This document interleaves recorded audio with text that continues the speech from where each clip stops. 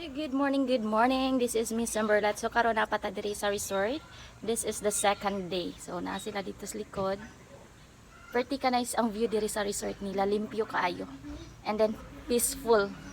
So itor ta mo diri sa resort sa gawas before ta mag-start sa atong adlaw. So atubangan sa mga rooms diri na ay gamay nga swimming pool, and then mauna ang ilang dining area. Ug mauni ang ako mga kauban diri, gwapa ug kusgan na perti kaabtik pang mga tiil ani. Misag unsa kalayo ang baklayon, wa ra jud sila gibati ug kakapoy. So while gapaabot mi sa tour guide, nagrelax sa mi diring dapita, naglakaw-lakaw mi kauban ang akong pamilya o akong mga kiddos ato sa stretch atong kabukugan, kay later on taas-taas kuno ang atong baklayon. So mulakaw kuno taon niya og kabukiran na atong exercise ni atong kabukugan diri pay nang kusog-kusugan pud taon niya.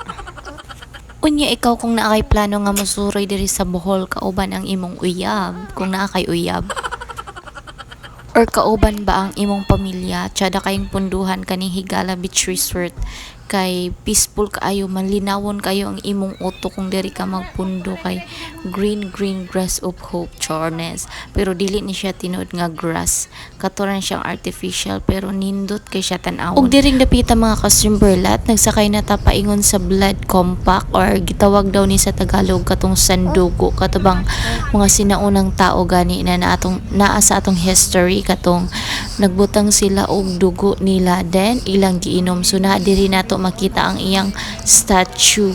Party kadaghan kay diri mga turista, galabi diri mga Korean, and napoy mga Pinoy, napoy mga nag-reunion diri. Maka-amaze kay ang place diri, especially kung first time nimo makasuroy diri.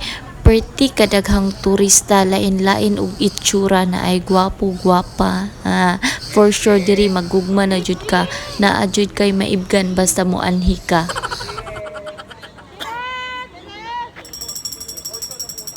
So diring dapita gi-enjoy ra jud namo ang view, kay perti kanindot sa view. So gahulat mi na amo anang turn, kay lagi magpa-picture mi diri sa statue. So nagpa-picture mi kauban akong duha ka kiddo ug akong partner. Unya pagka magpusing-pusing diring dapita mga kasimberlat, diri na punta sa ubos, kay naay nakabutang diri na I love Bohol.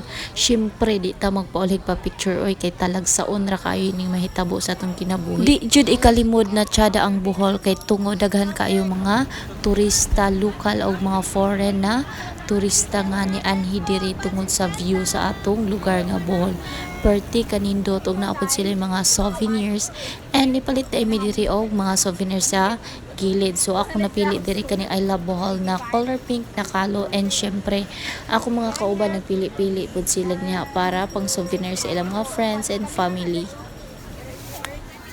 Ayo silang discount kay nitulo ilang singot.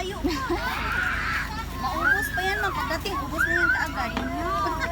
Unya diring dapita kining ako mga kauban ng hangyo dalang lubo. Hindi pa kayo nating doon, sold out na yan. Kung ganahan ka mo tan-aw og tsada nga view, and then mamalit pud og mga souvenirs, perfect ay diri sa Blood Compact, kay sa kilid-kilid na ay mga souvenirs, na ay mga bag, na ay keychain, kalo, and everything. Meron ng mga pagkain o anak katsada, and ang view diri sa likod pretty ka nice.